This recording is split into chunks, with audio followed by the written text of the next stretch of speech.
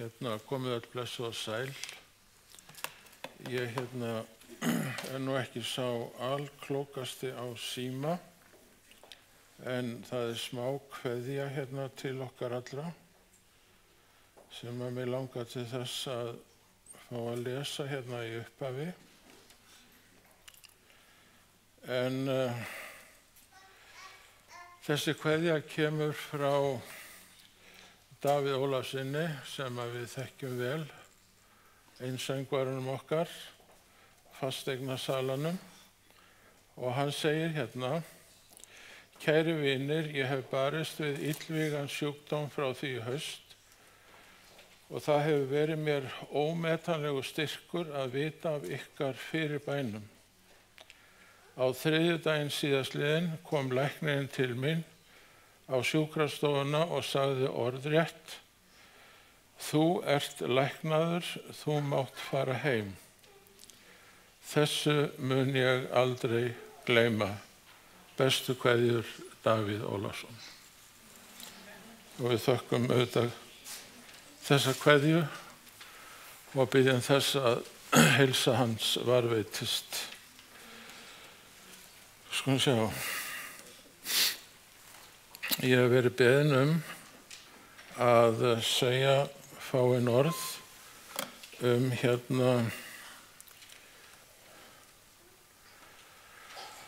fyrstu Mósebók, 3. kafla og 15. vers. Og ég ætla að reyna að gera því svona sæmileg skil.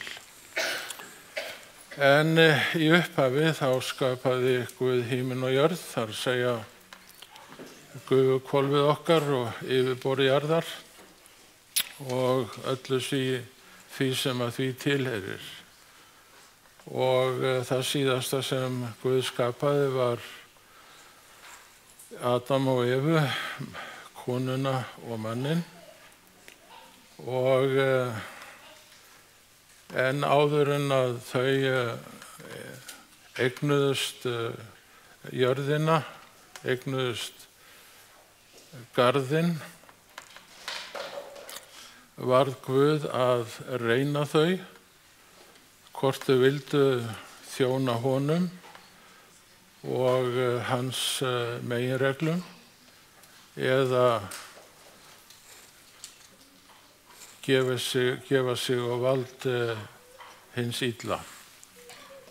Og hér sjáum við þau með þennan fræga ávöxt sem að eddukvæðin kalla epli, en ekki nefndur með nafni í Biblíunni.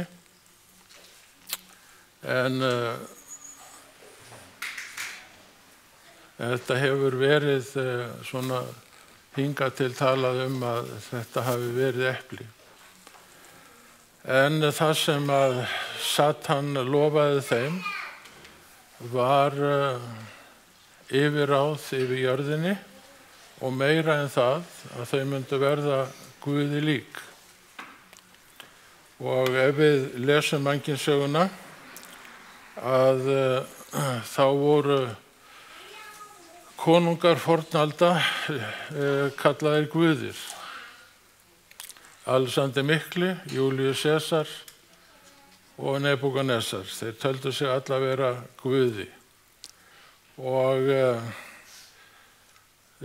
Satan, hann var nú engu að síður svona guð þessa heims. En þetta versi sem að ég var beðinn að fjalla og fljótlega eftir að þau höfðu valið skilningstré góðs og ills, þá kom Guð með þetta loforð og það á þessa leið: Fjandskap vil ég setja milli þín og konunnar, milli þíns sæðis og hennar sæðis. Það skal merja höfuð þitt og þú skalt merja hæl þess. Og slangan var miðill hins illa til þess að koma þeirri lýja á framfæri að þau myndu aldrei deyja. þvert á móti þau myndu verða Guði lík og verða guðir þessa heims. Þetta vers mjög vel þýtt í þessari útgáfu af Biblíunni. Og hérna leyfði ég mér að koma með hebreska orðið og gríska orðið. Á hebreskunni þetta sera en á grískunni spermatos og þið takið eftir því að bæði þessi orð eru í eintölu vegna þess að hér annars vegar verið að tala Satan sjálfan og hins vegar son Guðs sem mun koma til þess að frelsa mannkynið.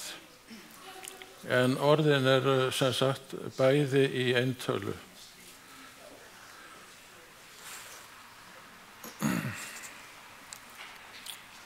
Skal vi sjá.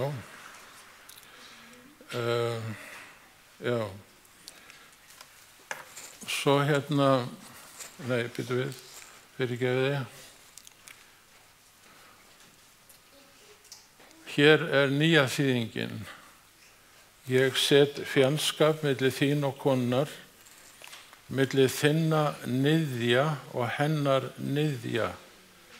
Þeir niðjarnir skulu merja höfuð þitt og þú skalt höggva þá, fleirtala, í hælinn. Þessi þýðing, hún eyðileggur spádóminn Jesú Krist. Í fyrsta lagi hvorugt orðið í fleirtölu og ætti að þýðast með eintölu og það vísar annars vegar til Satans og hins vegar til Jesú Krist sem mun sigra Satan þegar hann mundi koma til þessara jarðar. Nú afleiðingin af því að velja vitlaust var sú að þau voru rekin úr garðinum og fengu ekki aðgang af lífsins tré. Og maðurinn mun ekki fá aðgang að þessu tré fyrr en á nýju jörðinni. En loforðið í þessum litla stutta spádómi þarna var að sæði konunnar, eintala, mundi koma og sigra hinn gamla höggorm Satan og merja höfuð hans, það að segja, gera hann að engu. Og við vitum að þetta rættist þegar að Kristur kom í þennan heim. Og hér yfirlýsing frá Åpenbararbókinni það að drekinn, sem hinn gamli höggormur, sem heitir djöfull og Satan, hann stóð frammi fyrir Maríu, getum við sagt, sem komin var að því að fæða til þess að gleypa barn hennar sem hún hafði fætt. En við vitum að það tókst ekki að gera út af við Jesús rétt eftir að hann var fæddur og Jósef var gert að flýja til Egyptalands. En skömmu fyrir dauða sinn þá segir Jesús við lærisveina sína: Ég sá Satan hrapa af himni sem eldingu. Það er að segja, nú var komið að því að Satan fengi sitt banasár. Og Jesús segir enn fremur, nú höfðingi þessa heims dæmdur vegna krossdauða míns og nú skal höfðingja þessa heims útkastað. Þó svo að það hafi ekki gert undir eins, að þá mun það gerast að Satan verði kastað út og honum verður útrýmt. Þannig að nú höfum við farið yfir mjög langa sögu, mjög stuttlega og loforðið í 1. Mósebók, 3. kafla og 15. versi, það hefur ræst að sæði höggormsins, því verður útkastað og því verður útrýmt. En við getum sagt sem svo að Satan tókst að særa hæl Jesú Krists. Honum tókst ekki að veita Kristi banasár, því að eftir dauða sinn á krossi reis Kristur aftur upp og stéð til himna til þess að sitjast við hægri hönd Föðurins. Og hér sem sagt versið að vissu leyti endurtekið en við Abraham. Og hann Guð leiddi hann Abraham út á melti. Lít þú upp til himins og tel þú stjörnurnar, ef þú getur talið þær. Og hann sagði við hann, svo margir skulu niðjar þínir verða. Og Abraham trúði drottni og hann reiknaði honum það til réttlætis. Hér sjáum við að orðið niðji sett í fleirtölu. Og það jafnrangt eins og þegar það var sett í fleirtölu í 1. Mósebók 3:15. Því að þetta eintölu orð. Og það sem verra að þetta hér svona vísar þetta til afkomenda í fleirtölu Abrahams. Og Abraham trúði því að afkomendur hans myndi sem sagt verða jafnmargir og stjörnurnar, og það að Abraham trúði þessu, það var honum reiknað til réttlætis, sem náttúrulega algjörlega út í hött, vegna þess að það að eignast mörg börn og skreppa út og telja stjörnurnar, það gerir engan mann réttlátan í augum Guðs, það segir sig sjálft. Þannig að þýðingin á þessu versi, hún eins slæm eins og hún getur orðið. En Abraham fór og hann reyndi að telja stjörnurnar. En það náttúrulega tókst ekki því að þær eru óteljandi. En við skulum líta á versið eins og það kemur fyrir í frumtextanum. Og Guð leiddi Abraham út og mælti. Lít þú til himins og tel þú stjörnurnar ef þú getur talið þær. Og hann sagði við hann, svo margir mun niðji þinn verða. Orðrétt stendur í frumtextanum, svo skal niðji þinn verða. Og Abraham trúði drottni og hann reiknaði honum þetta til réttlætis. Án þess að eyða miklum tími að tala um málfræði, skulum við spyrja Pál postula hvernig við eigum að skilja þetta vers. Nú voru fyrirheitin gefin Abraham og afkvæmi eintala hans. Það stendur ekki, segir Pál, og afkvæmum, eins og margir ætti hlut, heldur og afkvæmið þínu eins og þegar einn að ræða og það Kristur. Það sem þá Guð sagði við Abraham, afkvæmið þitt, Jesús Kristur, mun eignast fylgjendur sem verða jafn óteljanlegir að fjölda til eins og stjörnur himinsins. Þessu trúði Abraham að Jesús mundi koma sem frelsari þessa heims og frelsa svo marga að þeir yrðu eins og stjörnur himinsins óteljandi. Þetta gerði það að verkum að Abraham varð réttlátur maður. Hann trúði því að Jesús mundi koma og frelsa manninn frá syndum sínum. Hann trúði því að Kristur yrði fyrirgefning syndanna. Og það er það sem var reiknað honum til réttlætis. Svo var og Abraham segir áfram í Gálatabréfi, hann trúði Guði og það var honum til réttlætis reiknað. Þér sjáið þá að þeir sem byggja á trúnni, þeir eru einmitt synir Abrahams. Ritningin sá það fyrir að Guð mundi réttlæta heiðingjana fyrir trúfesti og því boðaði hún, ritningin, Abraham fyrirfram, þann fagnaðarboðskap af þér skulu allar þjóðir blessun hljóta, þannig munu þeir sem byggja á trúfesti og blessun hljóta ásamt hinum trúaða Abraham.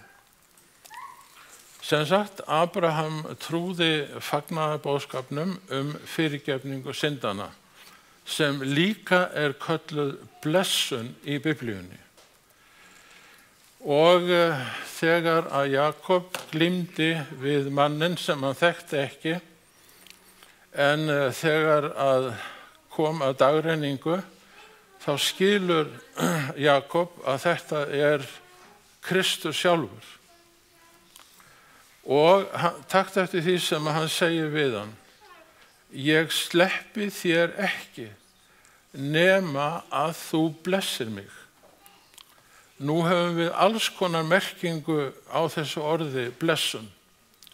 En það sem Jakob var að biðja var fyrirgefningu syndanna. Það er blessun allra blessana. Hann vissi það að ef hann mundi mæta Esau, án þess að Guð hefði fyrirgefið honum misgjörðir hans og ófullkomleika, allt frá þjófnaði til lyga, þá mundi Guð ekki vera með honum og hjálpa honum til þess að eiga við Esau. Svo þegar þú biður Guð blessun hans, þá ættir þú fyrst og fremst að hugsa fyrirgefningu syndanna. Og Jakob sagði, ég sleppi þér ekki nema að þú blessir mig, að þú þurrkir út alla mína fortíð. Hér kemur fyrir dálítið skemmtilegt orð. Nói er sagt í gömlu þýðingunni og hafi verið predikari réttlætisins. Og í þeirri nýju að hann hafi verið boðberi réttlætisins. Býtu nú við. Aðventistinn hugsar þá leið boðorinn 10. Þau eru þau sem tjá réttlæti Guðs. En þetta orð er ekki notað þannig í Biblíunni. Nói hann predikaði í 150 ár og var fyrir miklu háði og spotti og spé þegar hann flutti boðskapinn réttlæti Guðs. Og loforðið það að hann myndi bjarga sér og sinni fjölskyldu og dýrum, það rættist eftir 150 ára predikun undir háði náungans. Réttlæti Guðs. Hann var predikari réttlæti Guðs. Og hér sjáum við hvað þetta réttlæti er. Það fyrsta sem Nói gerir þegar hann kemur út úr örkinni er að fórna. Og hvað táknar fórnin? Hún táknar játningu synda og bæn fyrirgefningu synda. Hann biður þess vegna þetta sérstaka réttlæti sem verður til handa þér og vonandi mér fyrir fyrirgefningu syndanna. Og við munum aðeins nálgast þetta líka, fyrirgefið, sjá. Það er ég sem að fara á hratt hérna. Takt eftir því hvað Páll segir í Rómarbréfinu. En nú hefur réttlæti Guðs, sem lögmálið á spámennirnir, þar að segja Gamla testamenti vitnar verið opinberað án lögmáls. Það er réttlæti Guðs fyrir trúfesti Jesú Krists. Öllum þeim til handa sem trúa, hér engin greinamunur, allir hafa syndgað og skorti Guðs dýrð. Og taktu eftir þessari bæn hérna hjá Davíð. Drottinn, heyr þú bæn mína, ljá eyra grát beiðni minni í trúfesti þinni. Bæn heyr mig í réttlæti þínu. Og aðventistin myndi segja samkvæmt boðorðinu 10. Ég segi bara Guð hjálpi þér að það væri tilfellið. Gakk eigi dóm við þjón þinn, því að enginn er réttlátur fyrir þínu augliti. Hvað í ósköpunum er Davíð að biðja Bæn heyr mig í trúfesti þinni og í réttlæti þínu. Já, hvert er þetta réttlæti Guðs sem að Davíð er að biðja Jú, sem betur fer að þá svarar ritningin öllum svona spurningum. Ég fyrirverð mig ekki fyrir fagnaðarerindi, segir Páll. Það er kraftur Guðs til hjálpræðis hverjum þeim sem trúir. Gyðingum fyrst en einnig Grikkjum. Því að réttlæti Guðs opinberast í því fagnaðarerindinu. Fyrir trú til trúar, þetta er orðatiltæki, hebreskt orðatiltæki sem merkir aðeins. Því að réttlæti Guðs opinberast í því aðeins. Eins og ritað er, hinn réttláti mun lifa fyrir trú. Sem sagt, réttlæti Guðs, það opinberast í fagnaðarerindinu. Og við skulum biðja Lúkas að hjálpa okkur með þetta. Hann segir hérna,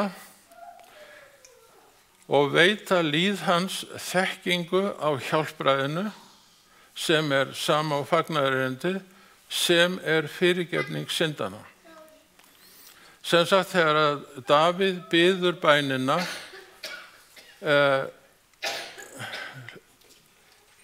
hlustaðu á mig þegar ég grátbið þig að minnast mín í þínu réttlæti. Þá er Davíð að biðja fyrirgefningu syndanna. Og af því að þessi hugtök eru notuð svona, þá tekur það svolítið tíma fyrir okkur að meðtaka þessi hugtök og hugsa þau eins og Biblían hugsar þau. Davíð biður líka að hann bænheyri sig í trúfesti Guðs. Hver er trúfesti Guðs?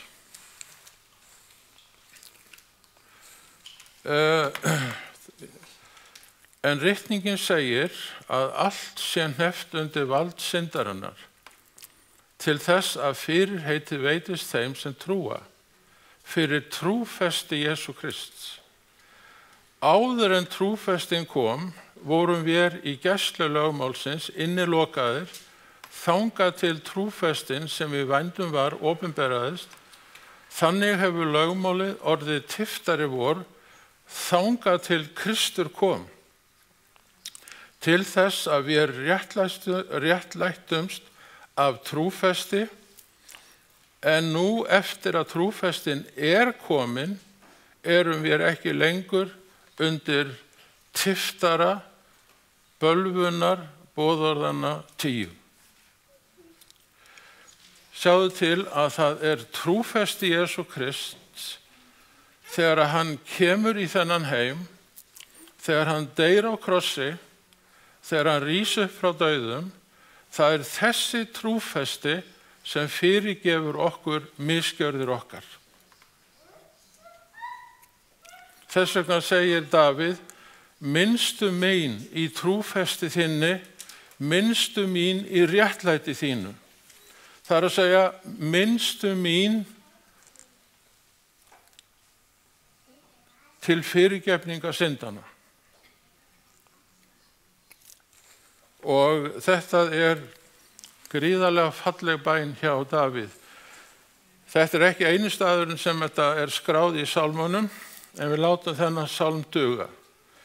Drottin, heyr þú bæn mína, ljá eyra grát beiðni minni, því að ég syndari og ég þarf á trúfesti Jesú Krist að halda. Þegar hann var trúr og og dó á krossi, þegar hann var trúfastur og þegar hann reis upp aftur frá dauðum. Bænheyr mig í réttlæti þínu, ekki mínu, heldur því réttlæti sem verður til mín vegna þegar þú fyrirgefur mér misgjörðir mínar. Og þetta loforði mikla sem að hét leyndardómur þangað til að það var opinberað fyrir Adam og Evu. En þegar að fylling tímans kom, þá kom Kristur samkvæmt spádóm Daniels bókar 9. kafla, og þá kom bæði trúfestin og réttlætið til fyrirgefninga syndana. Og hér sæði konunnar komið í fyllingu tímans, Guðs eigin sonur. Og Jesús talar þetta sjálfur þegar hann segir, þegar hann kemur frá Galileu og predikar fagnaðarerindið Guðs og segir, tíminn fullnaður. Það að segja, tíminn í Daniel 9, hann fullnaður, Guðs ríki í nánd, því að ég mun gefa líf mitt og stofna Guðs ríki eftir 3,5 ár. Gjörið því iðrun og trúið fagnaðarerindinu sem fyrirgefning syndana. Og Páll postuli, hann heilsar okkur með þessum orðum. Þjónn Jesú Krist kallaði til postula, kjörinn til að boða fagnaðarerindi Guðs sem hann gaf áður fyrirheit fyrir munn spámanna sinna í helgum ritningum. Fagnaðarerindið son hans Jesú Krist, Drottinn vor. Og þetta fagnaðarerindi kallað réttlæti Guðs og trúfesti Jesú Krists, og hvoru tveggja merkir fyrirgefningu syndana til eilífs lífs. Eins örugglega eins og 1. Mósebók 3:15 rættist við komu Jesú Krists í þennan heim, eins örugglega munu loforðin endurkomu Jesú Krists rætast. Ég held að það fari ekki á milli mála. En vinir, við ættum ekki að leitast við að búa til eigin réttlæti, því að það útilokað fyrir mannin að verða réttlátur í augum Guðs nema fyrir trúfesti og réttlæti Jesú Krist sem að hann tilreiknar okkur og kostar ekki neitt. Af þeirri einföldu ástæðu að svo elskaði Guð heiminn að hann gaf son sinn til þess að verða okkar réttlæti frammi fyrir Guði. Amen.